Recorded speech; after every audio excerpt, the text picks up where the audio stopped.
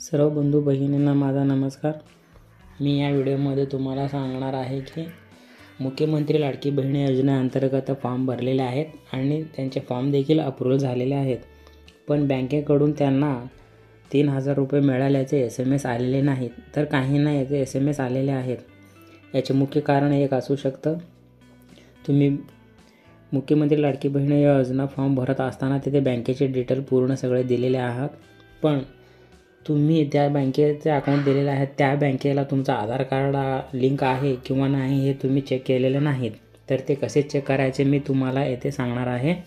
आणि जे बँक अकाउंटला तुमचा आधार कार्ड लिंक आहे किंवा नाही त्याची ही प्रोसेस मी तुम्हाला पुढे सांगतो।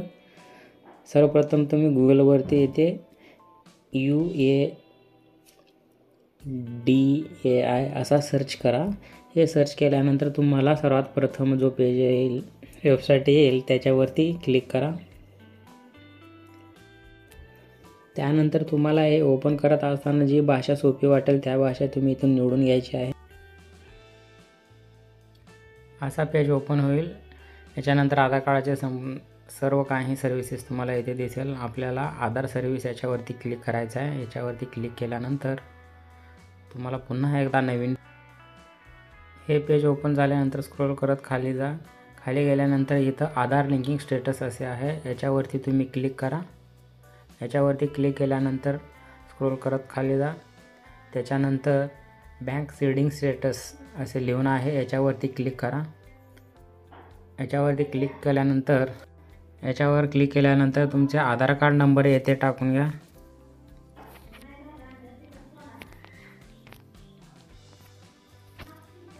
त्यानंतर दिलेला त्यांनी कॅप्चा कोड येथे तुम्ही एंटर करून घ्या।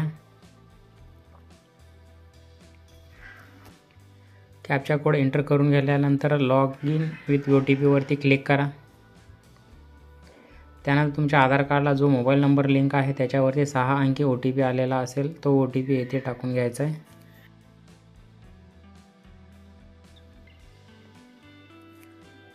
OTP टाकून घेतल्यानंतर लॉग इन याच्यावरती क्लिक करा। लॉग इनवरती क्लिक केल्यानंतर तुमच्या आधार कार्डमध्ये तुम्ही सक्सेसफुली एंटर झालेला आहात। आधार कार्डमध्ये तुम्ही एंटर झाल्यानंतर स्क्रोल करत खाली जा आणि येथे बँक सीडिंग स्टेटस असे आहे, याच्यावरती तुम्ही क्लिक करा। क्लिक केल्यानंतर तुमचा आधार कार्ड जे बँकेला लिंक आहे तो बँकेचं नाव येथे दर्शवेल आणि तुमचा आधार कार्ड या बँकेला DBTद्वारा म्हणजे लिंक आहे तेही तिथे दाखवेल ॲक्टिव्ह म्हणून। ज्यांचे आधार कार्ड ज्या बँकेला लिंक नाही तिथे इनॲक्टिव्ह असं दाखवेल।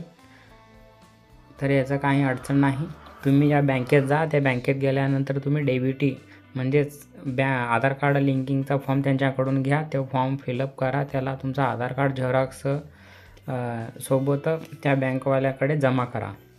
जमा केल्यानंतर 2-3 दिवसामध्ये तुमचे पैसे हे भेटतील। तुमचे पैसे हे तुमचं फॉर्म अप्रूव्ह झाल्यामुळे तुमच्या अकाउंटला आलेले आहात, पण तुमचं आधार कार्ड त्या बँकेला लिंक झाल्या नसल्यामुळे हे पैसे तुमच्यापर्यंत पोहोचू शकत नाहीत। तर कोणीही घाबरायची काही गरज नाही आहे।